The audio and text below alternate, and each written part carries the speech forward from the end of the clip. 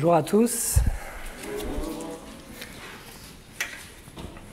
Je fais un peu de place. Alors cette semaine, ce mercredi plus précisément, j'ai dû faire un choix très important. Un choix véritablement crucial pour moi et pour ma famille. Un choix qui nous engage pour normalement les 10 prochaines années, au moins. J'ai dû choisir entre 2 machines à laver. C'est vrai que l'ancienne a rendu l'âme dimanche dernier, au retour d'un match de foot plutôt disputé. J'avais peut-être un peu trop mouillé le maillot et la machine a rendu l'âme. Alors je me suis retrouvé dans le magasin devant 2 machines au même prix, avec des performances très similaires. Il y en a une qui consommait un peu moins, mais en même temps, il y avait un peu moins de capacité. Et j'étais bien embêté pour choisir. Je demande son avis à Nati, ma femme. Je vous laisse deviner ce qu'elle me répond. Je te fais confiance. Ça m'aide beaucoup. J'ai fini par me décider, mais aujourd'hui encore, je ne sais pas si j'ai fait le bon choix. Et c'est vrai que des fois, on aimerait ne pas avoir à faire de choix du tout. Ou alors que ce soit des choix complètement évidents. On préfère sortir du magasin en se disant « Mais là, j'ai fait l'affaire du siècle. C'était une offre inratable, j'aurais été complètement stupide de ne pas l'accepter. » Mais ce genre d'affaire est plutôt rare, il faut le dire. Dans notre texte de ce matin, Jésus nous propose l'affaire du siècle. Le choix est simple, nous devons choisir entre 2 portes. Seulement, contrairement à mes 2 machines à laver, ces 2 portes sont très différentes. L'une mène à la vie éternelle, l'autre mène vers l'enfer.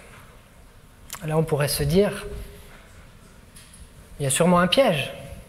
Ça doit être comme à l'aéroport, vous savez, il y a toujours 2 files pour poser ses bagages. L'une qui est remplie et l'une qui est complètement libre.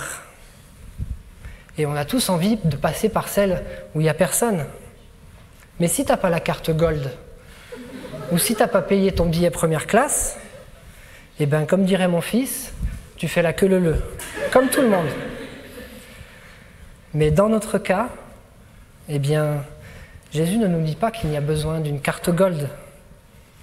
La porte qui mène au ciel est ouverte à tous. Pas même de péage à l'entrée. Mais alors, si cette offre est tellement extraordinaire, pourquoi la plupart des gens déclinent et choisissent l'autre porte? Ça paraît complètement fou. Alors, je vous invite à lire la suite du Sermon sur la montagne en Matthieu, chapitre 7, versets 13 à 23.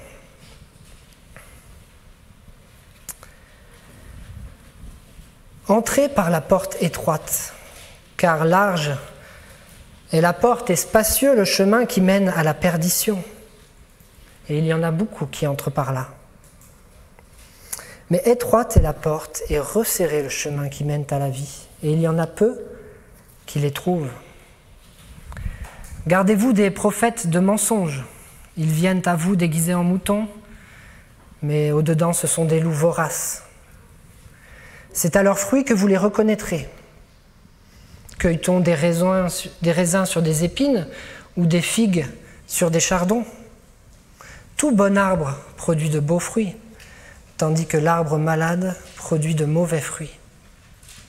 Un bon arbre ne peut produire de mauvais fruits, ni un arbre malade produire de beaux fruits. Tout arbre qui ne produit pas de beaux fruits est coupé et jeté au feu. C'est donc à leurs fruits que vous les reconnaîtrez. Ce ne sont pas tous ceux qui me disent « Seigneur, Seigneur » qui entreront dans le royaume des cieux, mais celui-là seul qui fait la volonté de mon Père qui est dans les cieux. Beaucoup me diront en ce jour-là « Seigneur, Seigneur, n'est-ce pas par ton nom que nous avons parlé en prophète? par ton nom que nous avons chassé des démons, par ton nom que nous avons fait beaucoup de miracles. Alors je leur déclarerai, je ne vous ai jamais connus. Éloignez-vous de moi, vous qui faites le mal. Alors nous arrivons vers la fin de ce sermon sur la montagne, c'est l'avant-dernier message ce matin. Et la fin d'un sermon, c'est souvent l'heure du choix. Tout au long du sermon, Jésus a exposé quelle était la volonté de Dieu pour nos vies. Sa volonté vis-à-vis de notre caractère, vis-à-vis de notre comportement, vis-à-vis de nos désirs, de nos ambitions, de nos relations avec les autres. Il nous a dit que pour être juste et accepté par Dieu, il nous fallait une justice plus grande que celle que l'on peut atteindre par nous-mêmes. Et c'est justement tout le but de sa venue sur terre, nous apporter cette justice que nous sommes incapables d'atteindre. C'est comme si cette entrée vers le ciel et vers Dieu, c'était une porte fermée à double tour, avec en plus un verrou au-dessus et en dessous. Je ne sais pas si ça vous dit quelque chose, ce genre de porte. Et Jésus, en venant sacrifier sa propre vie sur la croix, va faire tomber les verrous de cette porte. Maintenant, il n'y a plus qu'à pousser et entrer sur le chemin qui mène à la vie. Et il nous dit à présent, dans la fin de son sermon, « Allez-y, entrez par cette porte que je vous ouvre. » Mais Jésus est honnête avec nous. Le chemin qui est derrière n'est pas le plus facile. On ne s'engage pas sur une autoroute bien goudronnée, mais sur un petit chemin de randonnée, resserré et difficile. Nous avons donc le choix devant nous, entre un chemin difficile mais qui mène à la vie éternelle, ou une voie bien plus facile, mais sur laquelle nous ne porterons aucun fruit et nous irons à la perdition. C'est ce choix que Jésus nous expose dans la fin de son sermon, et je vous invite à voir ensemble les différences entre ces deux portes et ces deux chemins, mais également deux pièges dont nous parle Jésus juste après. Et ces deux pièges pourraient bien nous conduire vers la mauvaise porte, ou nous laisser croire que nous sommes sur le bon chemin alors que ce n'est pas le cas. Alors commençons par regarder ces deux portes. Verset 13. « Entrez par la porte étroite, car large est la porte et spacieux le chemin qui mène à la perdition. Il y en a beaucoup qui entrent par là. » Alors il y a une bonne et une mauvaise nouvelle dans ce verset. La bonne nouvelle, bien sûr, c'est ce que j'ai dit en introduction, c'est qu'il y a une porte. Certes, elle est étroite, mais au moins il y en a une. Il y a une porte qui mène à la vie. C'est déjà une bonne nouvelle. Et on y reviendra tout à l'heure. Mais Jésus commence en fait par nous décrire plutôt la mauvaise nouvelle. Il y a une autre porte, celle qui nous emmène sur un chemin vers la perdition. Qu'est-ce qui les caractérise ? Jésus nous dit que cette porte est large. On la repère de très très loin. Elle n'est pas difficile à trouver. Le chemin lui-même est spacieux. On y est à l'aise. On peut y aller avec le gros SUV ou même la caravane. Ça passe. On peut s'encombrer de toutes nos affaires. Pas besoin de faire de tri. On peut même emmener avec nous tous nos amis si on veut. On ne sera jamais à l'étroit. Et d'ailleurs, heureusement qu'il est spacieux ce chemin. Parce que Jésus nous dit qu'il y a beaucoup de monde. La grande majorité des gens l'empruntent. Et pourtant, cette route mène à la perdition. La Bible, et Jésus particulièrement, ont toujours été très clairs sur le fait que oui, il y a un châtiment réservé pour les injustes. Jésus nous parle en Matthieu 25, verset 41, d'un feu éternel qui a été préparé pour le diable et ses anges. Paul parlera plus tard d'un feu flamboyant pour faire justice contre ceux qui ne connaissent pas Dieu et ceux qui n'obéissent pas à la bonne nouvelle de notre Seigneur Jésus. Ceux-là, nous dit Paul, auront pour juste châtiment une destruction éternelle loin du Seigneur et de sa force glorieuse. 2 Thessaloniciens 1, 8 et 9. Il y a donc bien un châtiment et une voie qui mène tout droit vers ce châtiment qui consiste à être séparé éternellement de la présence du Seigneur. La justice de Dieu impose que le mal ne reste pas impuni. Comment donc échapper à cette perdition ? Eh bien, c'est le verset suivant, verset 14. « Mais étroite est la porte et resserré le chemin qui mène à la vie, et il y en a peu qui les trouvent. Il faut entrer, nous dit Jésus, par cette porte étroite. Mais je ne sais pas si vous avez remarqué, mais la manière dont il nous exhorte à passer par cette porte est plutôt étonnante. Moi, lorsque j'ai eu affaire à mon vendeur de machines à laver, il m'a parlé d'à quel point elle était silencieuse, économique, fiable. Il n'a pas trop insisté sur l'encombrement, le poids, encore moins sur le prix exorbitant de sa machine. Jésus, lui, fait tout l'inverse ici. Il va insister sur la difficulté et le prix à payer pour passer par cette porte. Pourquoi fait-il cela ?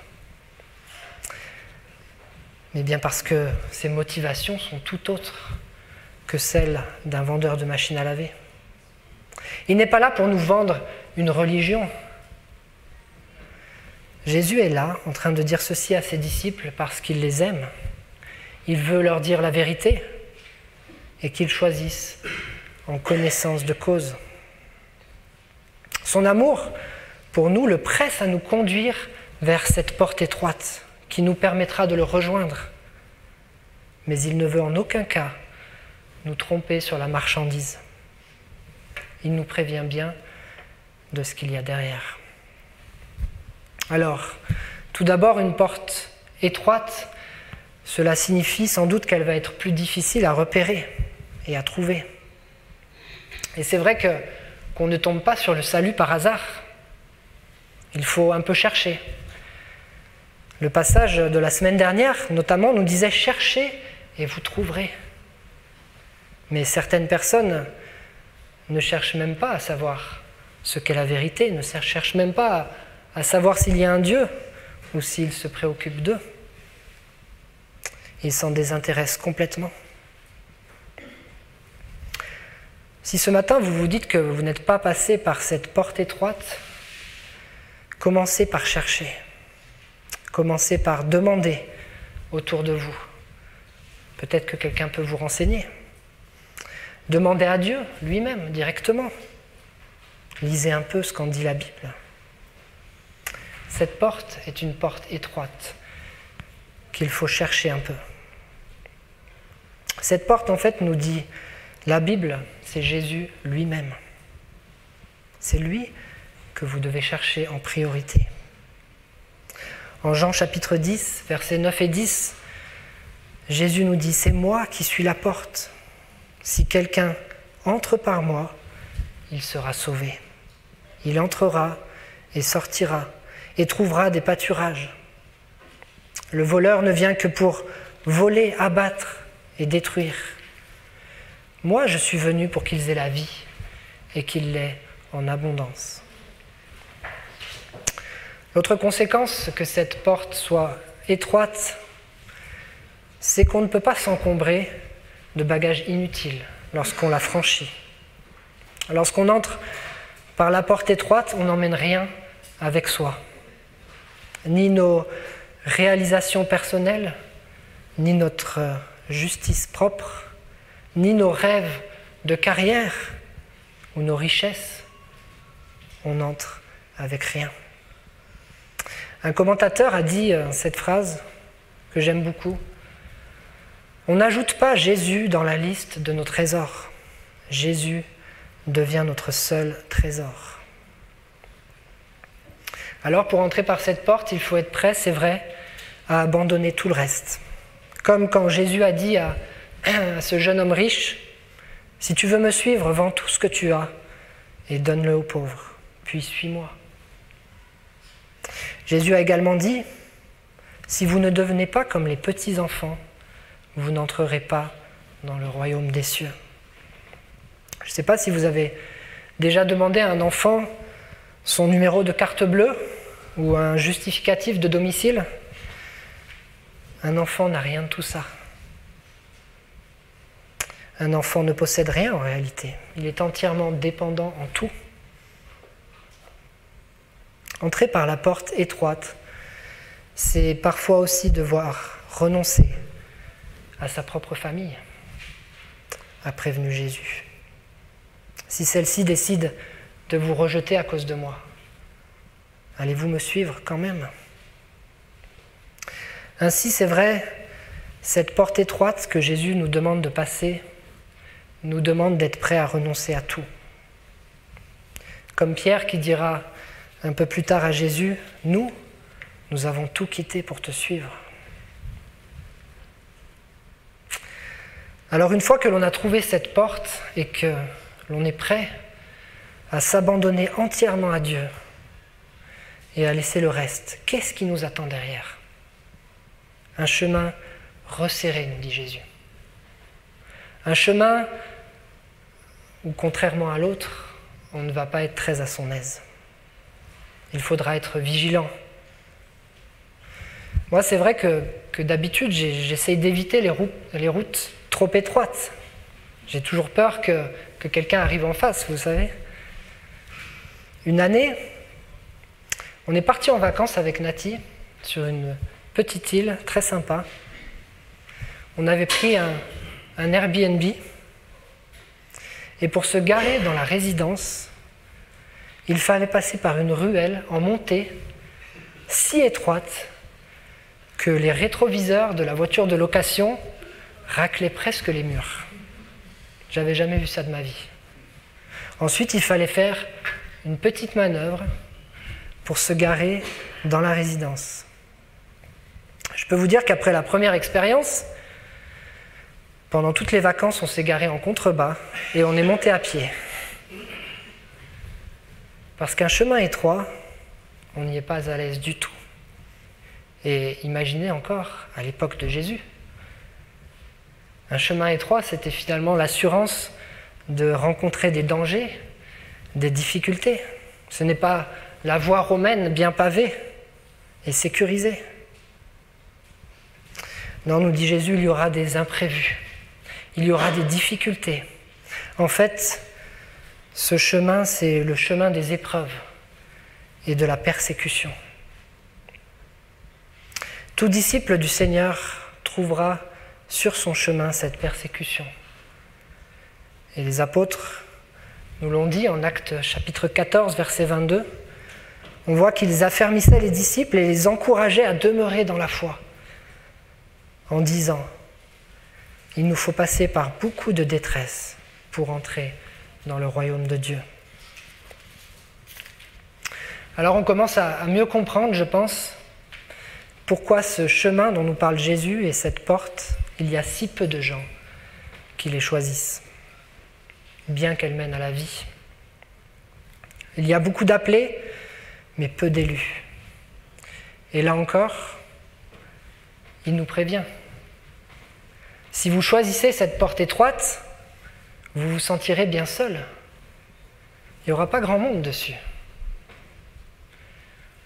Ainsi, être dans le camp du plus grand nombre n'est pas le gage d'être dans la vérité. Pourtant, c'est vrai, quand on regarde nos débats de société, il n'est pas rare d'entendre comme seul argument « Mais regardez, 80% des Français sont d'accord avec moi. C'est donc que j'ai raison. » Vous êtes dépassé. Quand vous voulez ridiculiser votre adversaire, maintenant, il n'y a plus besoin de combattre ses arguments. Il suffit de le traiter de complotiste. Plutôt que de chercher la vérité on se range à l'opinion du plus grand nombre. Pourtant, l'opinion du plus grand nombre n'est pas le gage de la vérité. Et le chemin que nous propose Jésus n'est pas celui du plus grand nombre, mais celui de la vérité. Il faut être conscient, quand on s'engage sur ce chemin, que nous serons souvent à l'encontre de ce que pensent et font le plus grand nombre. Et cela sera difficile. C'est s'exposer à être exclu, à être moqué, à être persécuté, à être harcelé, à être humilié ou insulté. Comme, vous savez, tous ces enfants harcelés à l'école parce qu'ils sont un peu différents, ou juste parce qu'ils n'ont pas la bonne marque de basket. Jésus nous dit, vous vous engagez sur ce chemin-là, si vous franchissez cette porte étroite. Et pourtant, il nous presse à y aller. Alors je conclus avec ces 2 premiers versets. J'ai beaucoup aimé cette phrase que l'on trouve dans le commentaire de MacArthur. L'homme ne peut venir à Dieu par les nombreux chemins qu'il trace lui-même, mais uniquement par le chemin que Dieu lui-même a prévu. Nous avons 2 portes qui s'offrent à nous, avec 2 chemins, 2 destinations et 2 groupes de personnes. Jésus invite tous ceux qui entendent sa parole à ouvrir la porte qui mène à son royaume, tout en les prévenant que cela implique d'entrer dans une voie de renoncement, une acceptation de la souffrance à venir. Toutefois, il ne nous laissera pas seuls sur ce chemin. Il dira plus tard à ses disciples, « Je vous ai dit toutes ces choses afin que vous ayez la paix en moi. Vous aurez des tribulations dans le monde. Mais prenez courage, j'ai vaincu le monde. » Je relisais ce matin le moment dans l'Exode où le peuple est libéré par Dieu au moment de la Pâque, de l'esclavage. Et eux aussi entrent dans une voie difficile. Ils vont passer 40 ans dans un désert. Mais j'étais étonné de voir que Jésus ne les laisse pas partir sans rien. Au moment de leur départ, il est marqué que tout le peuple d'Égypte leur a offert des cadeaux pour qu'ils partent. C'est même écrit qu'ils ont dépouillé les Égyptiens en partant. Et c'est vrai que Dieu nous demande de nous engager dans cette voie, mais il ne nous laissera pas sans rien. Il nous donnera toutes les bénédictions dont nous avons besoin pour continuer sur ce chemin. Alors, regardons la suite du passage. Jésus nous avertit à présent des pièges qui pourraient nous détourner du chemin vers la vie, ou même nous amener à croire que nous sommes sur le bon chemin alors que ce n'est pas le cas du tout. Le premier piège dont il nous parle, ce sont les faux enseignants. Au verset 15, « Gardez-vous des prophètes de mensonges. Ils viennent à vous déguisés en moutons, mais au-dedans, ce sont des loups voraces. C'est à leurs fruits que vous les reconnaîtrez. » Certains enseignants, nous dit Jésus, se feront passer pour ce qu'ils ne sont pas.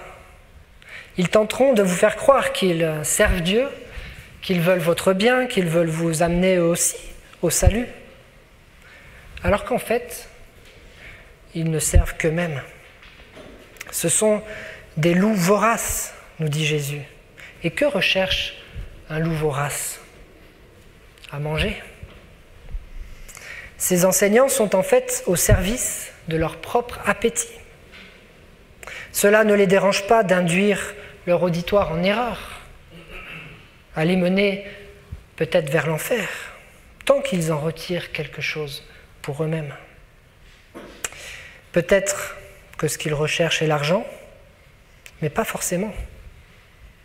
Peut-être qu'ils recherchent la gloire, le fait d'avoir la plus grande église, d'être aimé, d'être reconnu par la communauté. Peut-être qu'ils aiment avoir de l'emprise sur les gens, sentir qu'ils ont de l'influence, du charisme. Alors le Seigneur nous invite à la plus grande vigilance sur ce point. Et il ne faut pas être naïf. S'il nous prévient, c'est que cela arrivera, et ça arrive souvent. Peut-être vous avez entendu parler ces derniers jours de cette église, soi-disant évangélique, à Paris, dont le pasteur se fait appeler apôtre ou papa, et qui contrôle que chaque membre donne bien sa dîme, jusqu'à les harceler si ce n'est pas le cas. De manière plus subtile, notre Église a vu des membres qui étaient engagés partir du jour au lendemain, en allant jusqu'à dire au pasteur de l'Église que cette Église était une œuvre du diable. Ils avaient été séduits par un de ces faux enseignants qui pullulent sur Internet. Prenons garde à ce que nous écoutons. Il y aura toujours des gens qui prêcheront un évangile au rabais, plus facile à suivre, mais ce n'est pas l'évangile qu'a prêché Christ. Alors comment distinguer ces faux enseignants et ne pas tomber dans leur piège? Par le fruit qu'ils produisent, nous dit Jésus. Bien sûr, il ne parle pas ici du nombre de leurs adeptes. Bien sûr qu'il peut y avoir des personnes très charismatiques qui séduisent de nombreuses personnes, qui leur donnent un message qui plaît, et ils auront beaucoup de monde qui les suivent. Ce n'est pas le gage qu'ils sont dans la vérité. Non, Jésus nous parle ici des fruits spirituels que ces enseignants portent. Est-ce que ce sont de bons ou de mauvais fruits? Leur caractère porte-t-il les bons fruits qu'a décrit Jésus dans les béatitudes? L'humilité, la douceur, l'amour du prochain? Ou bien plutôt de mauvais fruits, comme de la jalousie, de l'hostilité, de l'impatience? Leur parole est-elle en adéquation avec la parole de Dieu? Ou bien fait-elle des compromis? Est-ce qu'ils poussent leur auditoire à aimer Dieu ou à les aimer eux-mêmes? Jésus nous appelle à la vigilance, en étant proche de Dieu, proche de sa parole, en se rappelant que le salut que lui-même a prêché est un chemin resserré et difficile. Ne nous laissons pas avoir. Il nous parle ensuite d'un second piège. Après les faux enseignants, les faux disciples. Verset 21. Ce ne sont pas tous ceux qui me disent « Seigneur, Seigneur » qui entreront dans le royaume des cieux, mais celui-là seul qui fait la volonté de mon Père qui est dans les cieux. Beaucoup me diront en ce jour-là « Seigneur, Seigneur ». N'est-ce pas par ton nom que nous avons parlé en prophète? Par ton nom que nous avons chassé les démons? Par ton nom que nous avons fait beaucoup de miracles? Alors je leur déclarerai, je ne vous ai jamais connus. Éloignez-vous de moi, vous qui faites le mal. Si l'on peut se laisser tromper par de faux enseignants, Jésus nous dit ici que l'on peut aussi se tromper soi-même. Il nous prévient que beaucoup pensent être sur ce bon chemin qui mène à la vie et sont en fait en chemin vers la perdition.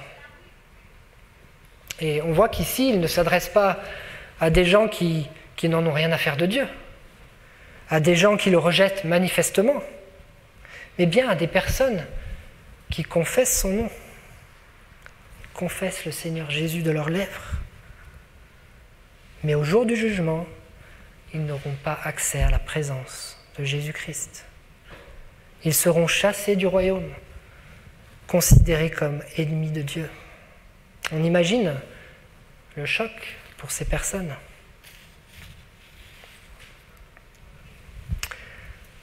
Ces personnes ont pourtant témoigné d'une certaine foi quelque part en Jésus. Ils semblent s'étaient engagés dans une communauté chrétienne, ils exerçaient parfois même des œuvres impressionnantes. Et ils se trouvent refoulés à l'entrée du ciel. J'ai essayé de trouver des comparaisons avec des situations terrestres, en quelque sorte. Mais honnêtement, c'est difficile de trouver des comparaisons qui atteignent un tel niveau de tragique. Voilà ce à quoi j'ai pensé.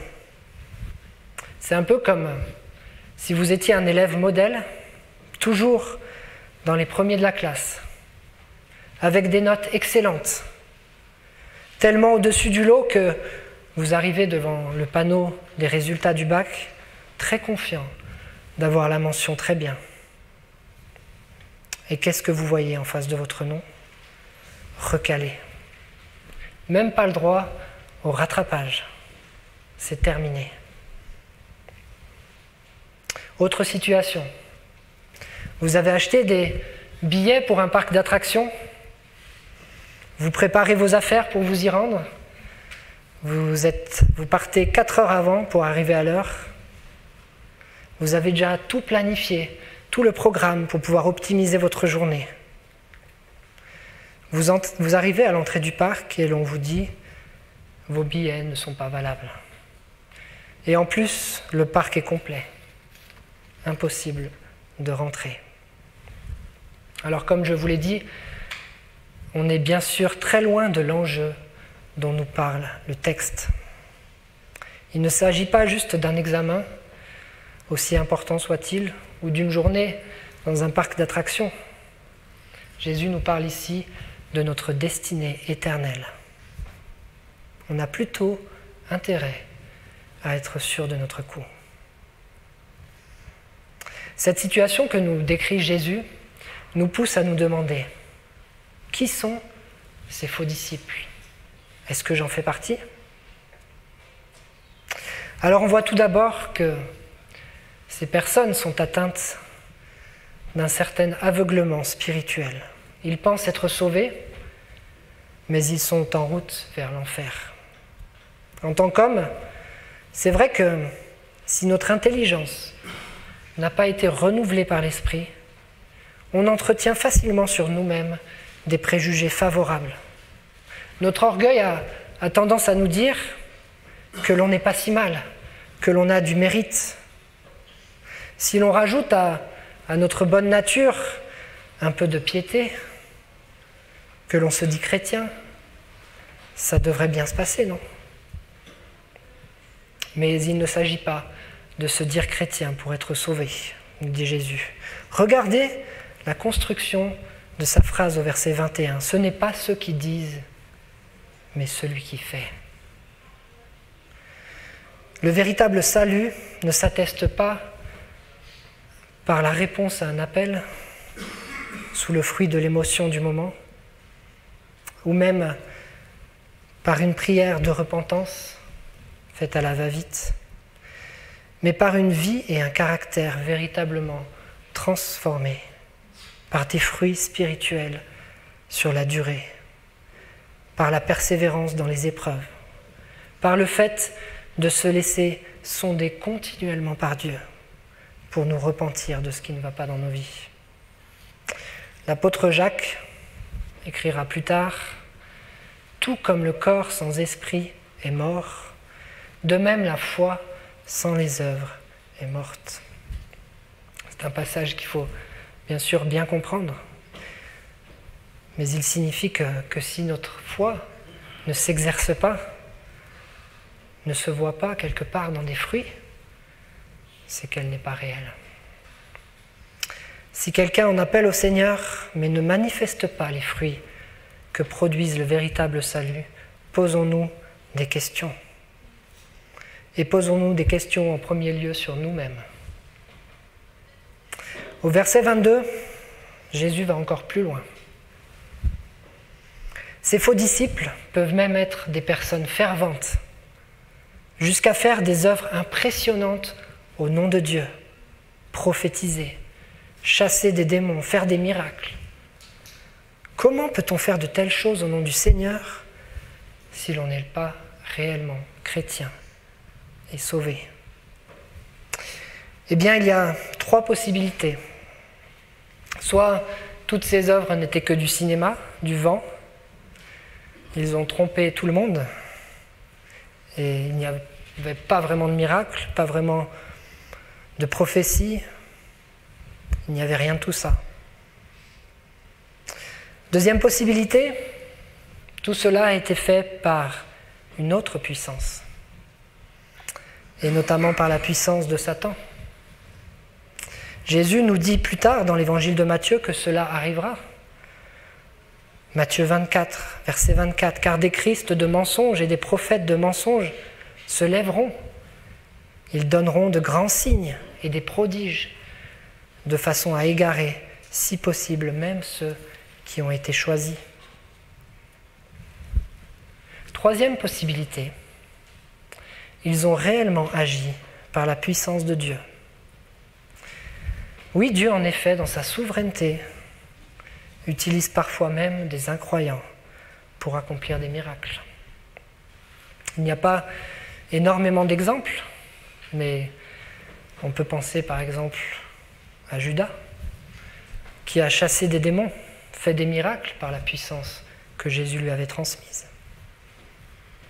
Alors c'est vrai que Judas est un cas un peu particulier dans l'histoire, mais il y a d'autres exemples. Dans l'Ancien Testament, un devin nommé Balaam,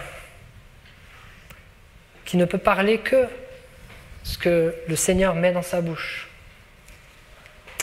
mais qui est pourtant là pour égarer le peuple. Le roi Saül, qui a prophétisé alors qu'il avait été déjà rejeté par Dieu. Quelle que soit la manière dont ces grandes œuvres ont pu être faites, le problème de ces faux disciples est qu'ils s'appuient justement sur ces œuvres-là pour se justifier devant Christ. Jésus commence à montrer ici subtilement à ses disciples qu'au jour de jugement, ce ne sont pas toutes les œuvres qui compteront et qui leur ouvriront le royaume des cieux, mais c'est bien l'œuvre uniquement du Christ. Vous savez, c'est la question classique que l'on pose à quelqu'un pour savoir s'il a compris le salut. Au jour de ta mort, que diras-tu à Dieu pour qu'il te laisse entrer ? La seule bonne réponse à cette question, c'est Jésus-Christ est mort pour mes péchés. Il a été condamné à ma place et il a triomphé de mon péché. Jésus seul détient les clés du royaume. Seul celui qui est passé par la porte étroite dont a parlé Jésus accomplit la volonté de Dieu et produit du fruit. Tout le reste n'est que de la poussière qui ne résistera pas au jour du jugement. Alors, il est temps de conclure sur ce passage et Jésus nous laisse devant un choix. Tout en nous délivrant un appel pressant à faire le bon choix. Entre par la porte étroite. C'est son appel pour chacun d'entre nous. Si tu n'es pas encore passé par cette porte, elle est devant toi ce matin. Le Seigneur te dit, dépose tout ce qui t'encombre, ce qui t'empêche encore d'entrer. Parce que ce qu'il t'attend au bout de ce chemin est bien plus grand et infiniment meilleur que tout cela. Mes amis, ne nous laissons pas tromper par ceux qui nous prêchent un évangile plus facile et sans contrainte. Le chemin dans lequel nous appelle Jésus n'est pas un chemin facile. Ne nous laissons pas non plus tromper par nos propres œuvres, par notre piété. Jésus-Christ est le seul juge de notre destinée. L'homme ne peut venir à Dieu par les nombreux chemins qu'il trace lui-même, mais uniquement par le chemin que Dieu lui-même a prévu. Pour ceux qui sont dans l'épreuve ce matin, qui peut-être souffrent à cause de leur foi, ont de la difficulté de se sentir seuls dans leur travail, ou peut-être dans leur famille, qui souffrent peut-être de la persécution, sachez que c'est le signe que vous êtes sur le bon chemin. C'est bien sûr difficile, mais c'est le chemin que Jésus avait envisagé pour tous ses disciples. Le seul chemin qui mène à lui et qui mène à la vie et qui mène à être réunis au Seigneur. Et il est lui-même passé par ce chemin. Il nous appelle à lui faire confiance, à persévérer dans cette voie, à persévérer, à mettre en pratique ce qu'il nous enseigne, à continuer à nous reposer en lui. Je vous invite à prier. Seigneur, combien nous te sommes reconnaissants de nous avoir ouvert cette porte qui nous mène au salut, qui nous mène à la vie éternelle. Et nous voulons encore te remercier ce matin et te remercier aussi de nous avoir prévenus que le chemin serait difficile, mais de ne pas nous laisser seuls. Et nous voulons encore nous appuyer sur toi ce matin, où que nous en soyons, pour que tu nous aides dans nos épreuves à continuer à persévérer sur ce chemin difficile, que tu nous gardes des mensonges qui nous environnent partout dans cette société, pour que nous puissions garder les yeux fixés sur toi, Seigneur, et ce que tu nous enseignes. Je te prie, Seigneur, pour toute personne ici qui serait encore dans l'hésitation de passer par cette porte étroite que tu nous proposes, Seigneur, que tu puisses lui parler ce matin, l'encourager, la toucher particulièrement. Que ton nom soit béni, Seigneur, dans le nom de Jésus-Christ. Amen.